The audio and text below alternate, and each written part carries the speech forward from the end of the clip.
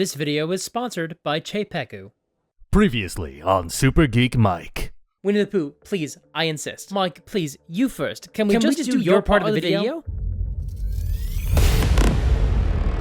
Whoa.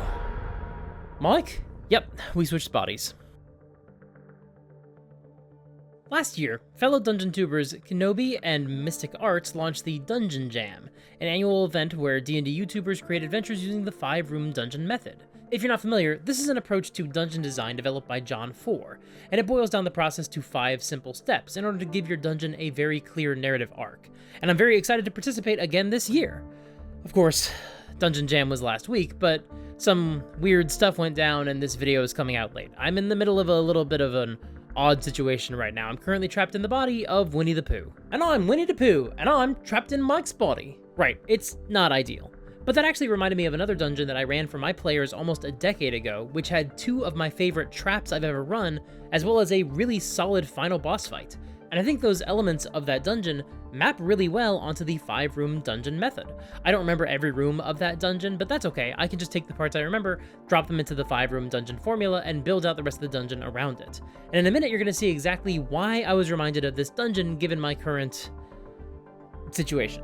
If you like this video and you want to see more videos like it, including videos where I'm not a teddy bear, then make sure to subscribe and ring the bell. I would really appreciate it. So this dungeon is built around Yuan Ti. I was running a whole Snake Man adventure at the time.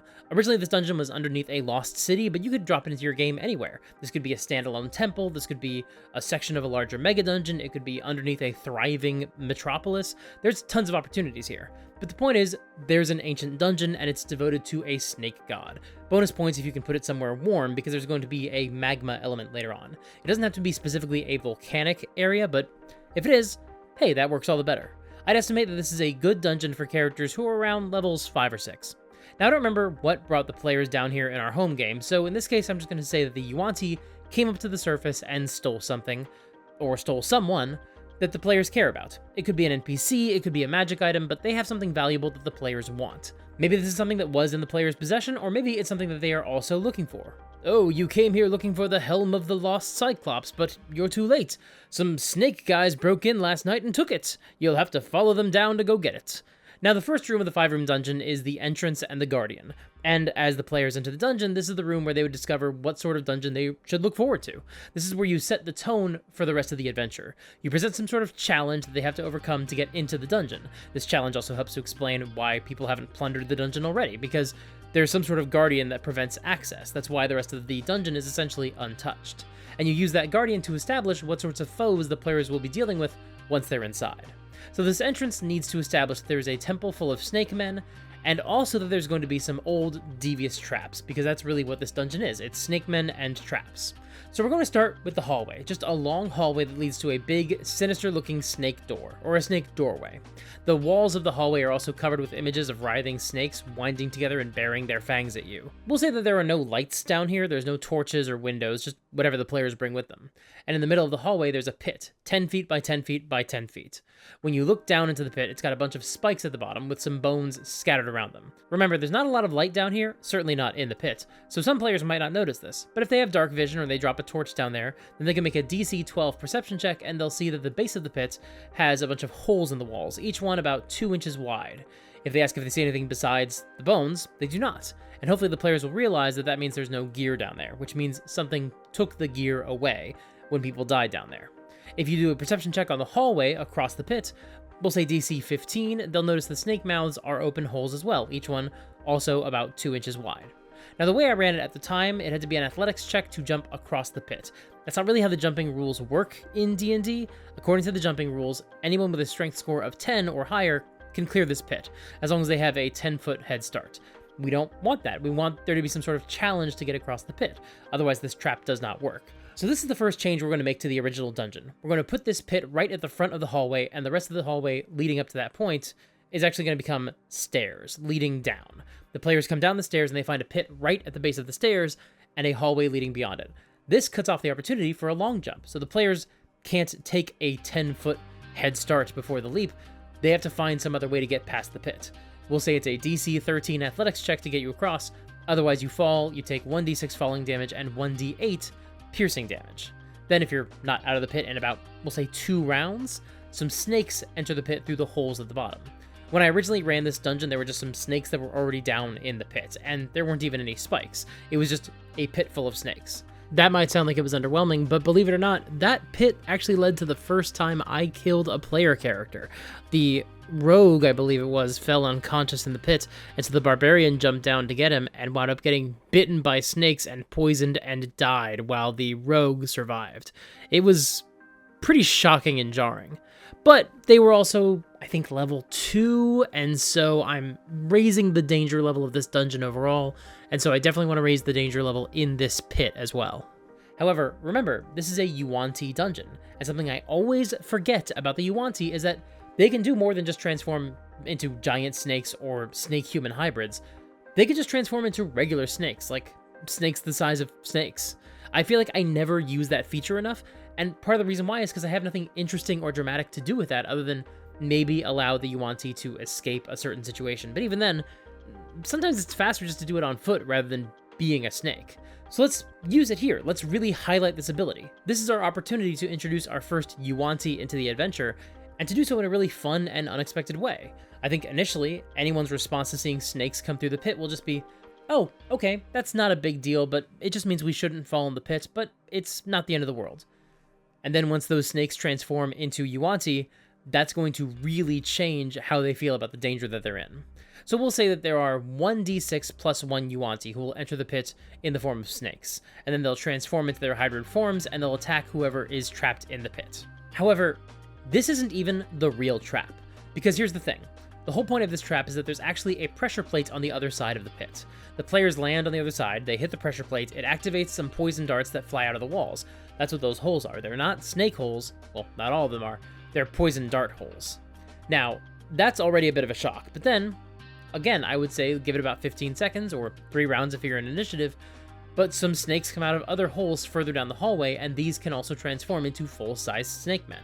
They got alerted when this trap was triggered, and they came to investigate and to attack any intruders. This can be the same snake men who show up in the pit. You do not have to have different groups, but look at the numbers, look at what you think your group can handle, and if you think you can throw 2 teams of snake men at them, you might as well do it. That seems fun. Anyway, once the players reach the big gaping snake mouth at the end of the hallway, there are more stairs leading down to the next section of the dungeon. So all this means that for our guardian/entrance room, we're establishing that this is a temple full of snake men, that they're all still alive, and you're going to be dealing with them inside, and that there are also ingenious traps here that are meant to screw with you. Do you want me to come help you clean the mat? No, I've got it. Now, the second room of the 5-room dungeon formula is the puzzle or riddle. The goal of this room is to present the players with an obstacle that they can't handle by just rolling dice and looking at their character sheets. It's something that they have to outthink themselves. And this is why my current situation reminded me of this specific dungeon, because the players enter a wide chamber with a fountain in the center, and on the walls you've got carvings of snakes twisting around each other. And then the fountain is carved to look like 2 snakes winding around each other, and then their heads are facing in different directions, and one head has water coming up and spraying down into the basin like a normal fountain, but the other mouth has a lick of fire coming out like a torch, just in continuously burning flame. This is a room where you have to keep track of the marching order when they enter, because the first time 2 people enter the room through the doorway, their bodies are swapped. You have them switch character sheets with each other. When a third person enters, they switch bodies with the second body who entered the room, and so on. But it only works in one direction. When they leave the room, they don't switch back.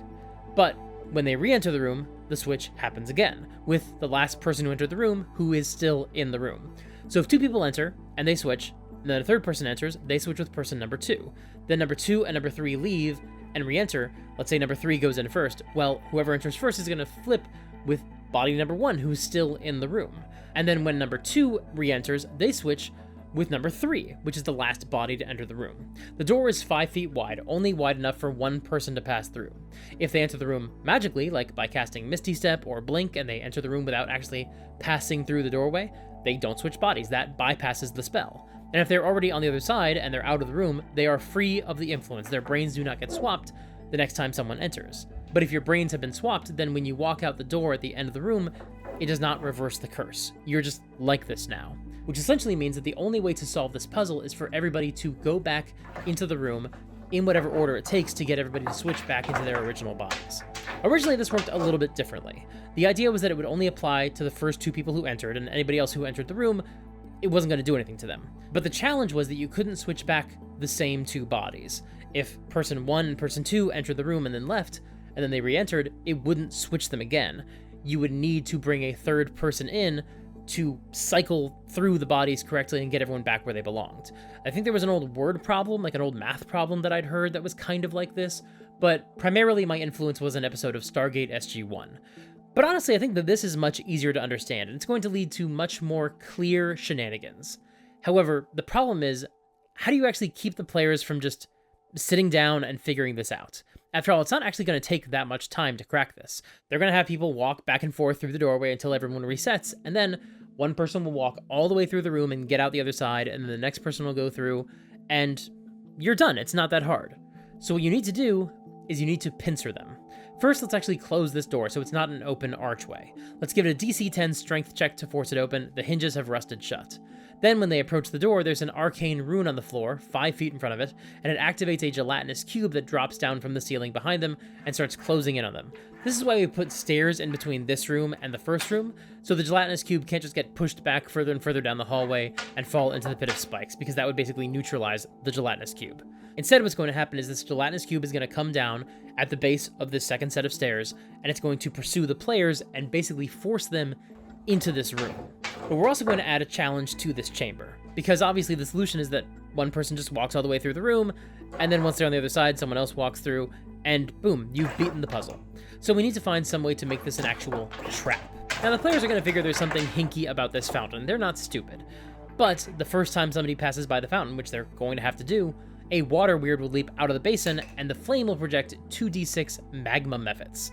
The mephits will probably use their wings to fly over the party and get in front of the back door and try to push the players more towards the center of the room, towards the water weird. Hopefully this will encourage the players who are still in the first hallway to rush into the room, and everybody gets brain swapped, and they get a fun fight where everyone's using each other's character sheets. It's not the most dangerous adversary they've ever faced, so it's going to be a really fun fight rather than just a frustrating one, hopefully.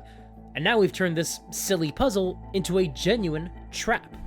But if you think the players need a little bit of an extra challenge because they figured out a solution that allows them to deal with this combat really easily without getting their minds completely swapped around, then at the top of the combat, when you're rolling initiative, you should also roll a d6. Whatever the result is, when you hit that turn in combat, the fire fountain produces 2d4 more magma mephits. Oh, and also, let's make the water weird really hot. Temperature-wise, I mean, I'm not saying this water snake is sexy. I mean, I'm not saying it's not sexy, but the point is, the water in the basin is really, really hot, almost boiling, so this water weird is also doing a d6 of fire damage just by its proximity. We're going to take the water weird's resistance to fire damage and turn it into a full immunity, and this is actually going to act as foreshadowing for something later in the dungeon. There's a reason the water in this dungeon is so hot, and it's because of the magma, which is why there's magma mephits. And there's a reason there's magma, but we'll get to that more in a minute. Now, once this fight is over, the players can take whatever time they need to go back and forth through the doorway and get back into their own bodies. The main reason we added a fight is just to make sure that they can't immediately solve this puzzle without there being some sort of dramatic cost, which is that they have to decide whether they're going to try to get back in their bodies while they're being attacked by monsters, or if they're going to fight these monsters using each other's characters. Once the fight is over, let them take as much time as they want, they'll figure out the rhythm. If they can't figure it out, or if almost everyone dies and there's only one person left and there's no bodies for them to switch into, or any other reason, for any reason they can't use the doorway, then just go ahead and allow a remove curse spell to get rid of this. If your players don't have access to it, then that becomes a mission for them. Go find someone who can remove this curse, and it'll switch everyone's bodies back. If you cast it on someone, it'll bring their brain back to their body and send their brain off towards whatever body that brain just came from, and you could just sort of work through the process and cast remove curse enough times to get everyone back in their places. Again, it shouldn't be an issue because the main reason I had any problem with this in my home game is because the trap itself worked differently. You couldn't just go through it over and over again. You had to figure out a different rhythm, and they just couldn't figure it out.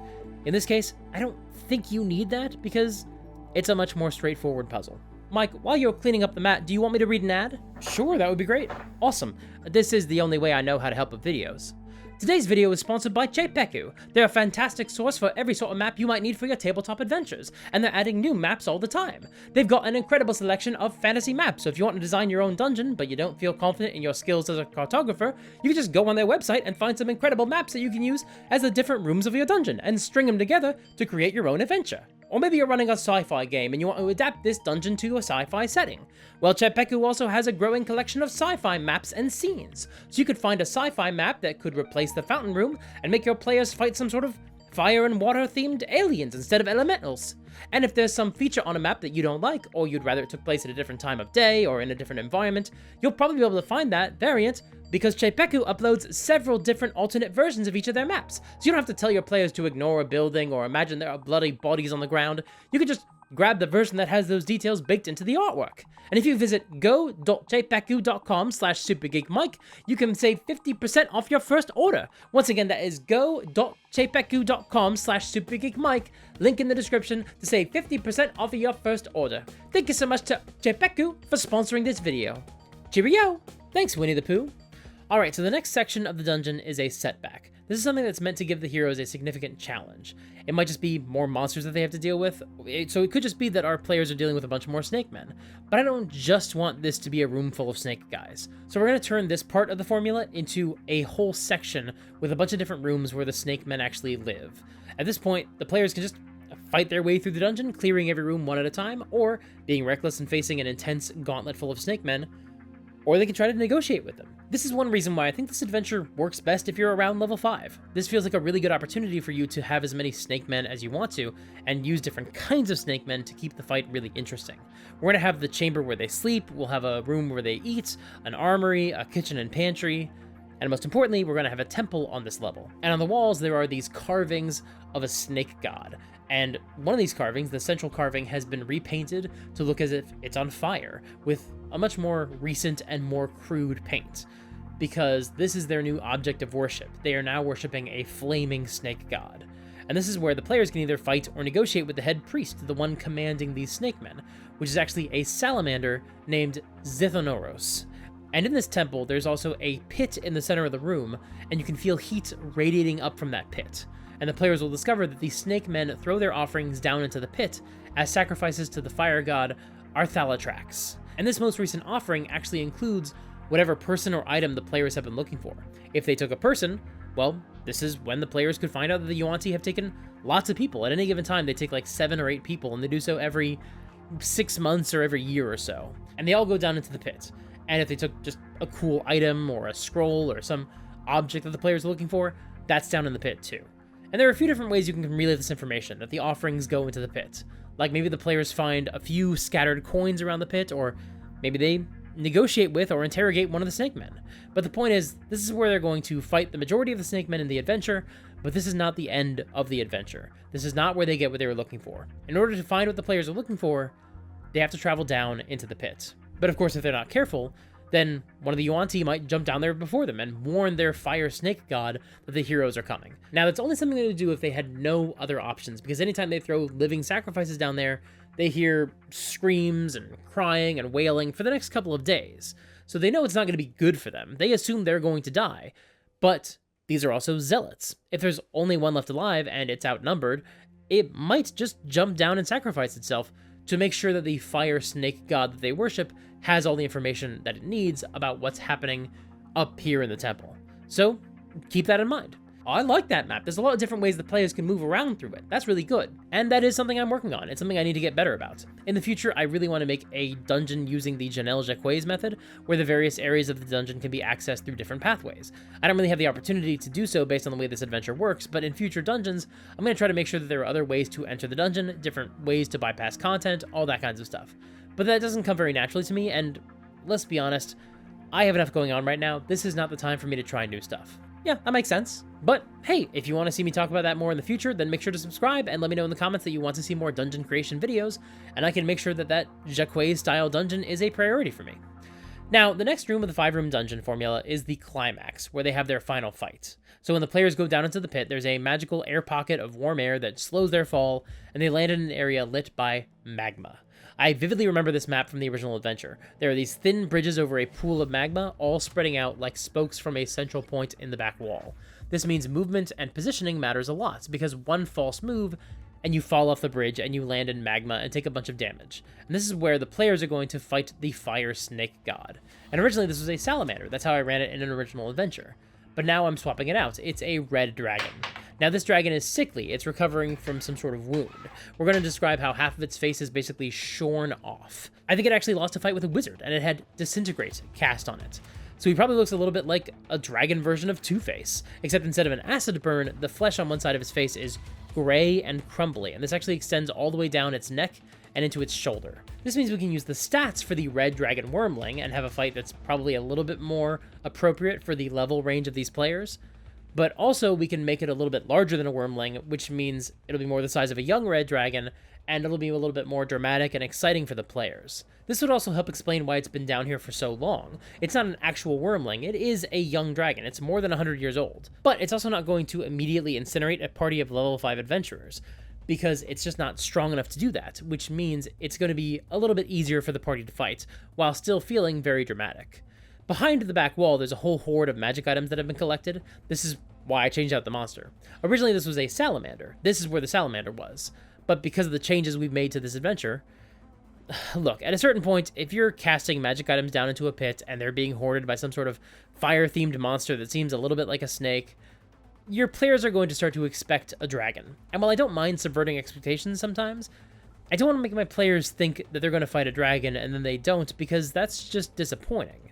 I want to surprise my players, not let my players down. But also, if they haven't figured out that it's a dragon, or they've talked themselves out of that because they don't think you're going to throw a dragon at them, then this can still be a really successful surprise. Either way, I think a dragon works a little bit better for this version of the story, where we've changed what the plot hook is for this adventure from whatever it was before. It's also going to allow us to use some interesting henchmen, the Ashwalkers. These are monsters from the Tome of Beasts 1. They're like zombies with some fire flavor. Their origin is that they were killed by dragon breath in a magical environment, and I would be willing to change that out if I was using a salamander. Like, I don't mind giving them a new origin because I still think they're cool. But again, because I think the dragon just works better overall for this new version of the adventure, then I can basically keep the same origin. These monsters still work really, really well. This is what happens to the human sacrifices that are cast down here. The dragon kills them and converts them into its servants. They move the gold and magic items from the offering pile into his hoard, and they also clean his wounds. I think when you first arrive in this chamber, you pass by a bunch of petrified statues, like something out of Pompeii. All these humans and elves and dwarves and, yes, some snake men, maybe 7 or 8 bodies in total, all of them writhing in pain or recoiling in terror. And then when the battle begins, these statues come to life and reveal that they are the living dead. They are the Ashwalkers. Now these are level 1 monsters, so that could be too strong. You could use the minion rules from Flea Mortals to give these monsters 1 hit point each and make them much more manageable. But also, you might not need to do that at all. After all, the whole point of these narrow bridges is that they limit how much people can be on them at any given time. They make positioning matter. If the players stay too close to the Ashwalkers, they're going to get swarmed.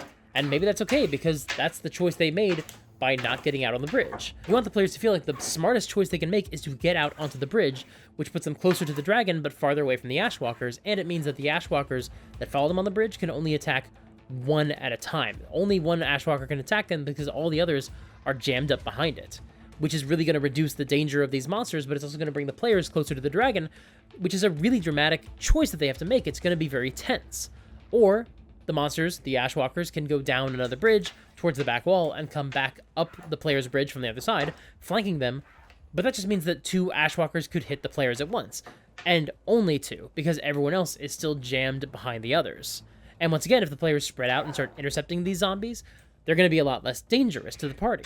So if we also reduce their danger by giving them 1 hit point each, that, I think, would really undercut the goal here. It makes them less successful as monsters for doing what they're meant to achieve, which is to force the players to use the space a little bit more creatively.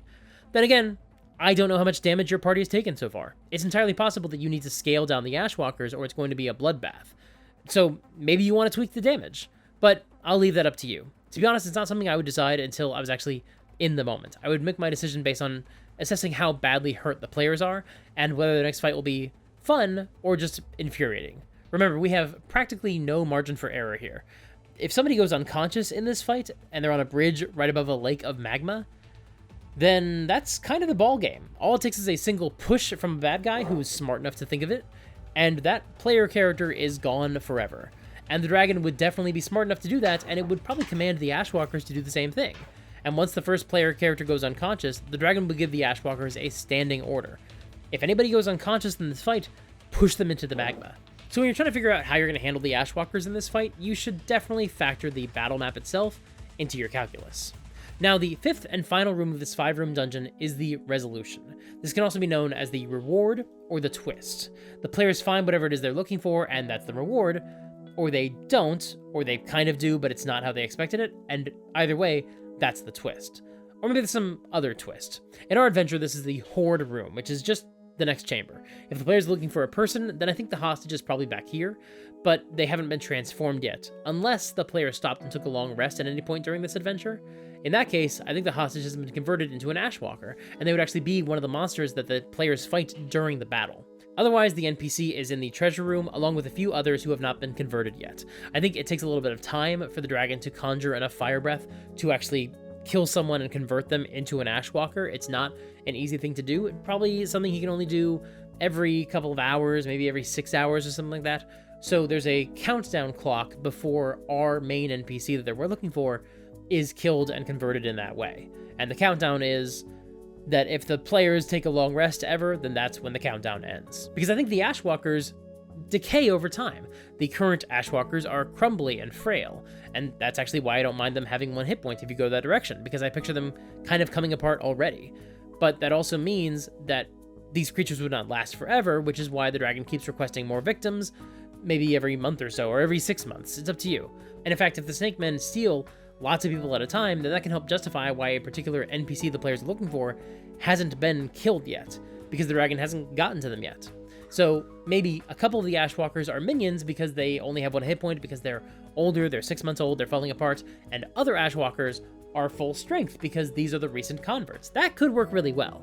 Now, if instead the players are looking for a magic item or some other important artifact or item or journal or something, then there could still be some hostages down here, but mostly what they're looking for is going to be in the dragon's hoard. This is the perfect place to give your players a bunch of cool magic items, and also to introduce any clues that could tie this adventure into the larger storyline of your campaign, or set up any future adventures or future villains.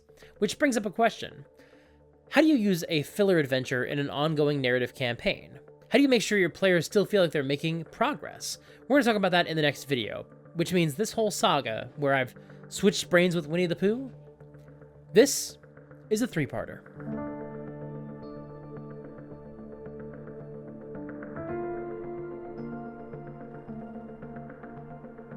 Thanks so much for watching. I really hoped I would get this video out in time for Dungeon Jam. That just unfortunately was not possible with everything I've got going on lately. But I really want to help spread the love, so make sure to check out the Dungeon Jam playlist in the description below. Go and watch all the other videos from the other creators. It is going to be so much fun. You're going to have such a good time watching all these people building 5-room dungeons and just seeing how inventive they can be. Even though this is a very clear formula that a lot of people are using, they're able to use it in very, very different ways and create very different stories out of them. So I think it is very, very cool, and go check that out right there. If you missed my most recent video where all of this storyline just began, it is this video right here. You can watch it. It's about what it's like to play another character of another player when they are out for the session. So check that video out right here, and keep an eye out in a couple of days for the final video of this body swapping series, where we're going to talk about filler episodes. Until next time, play fair and have fun.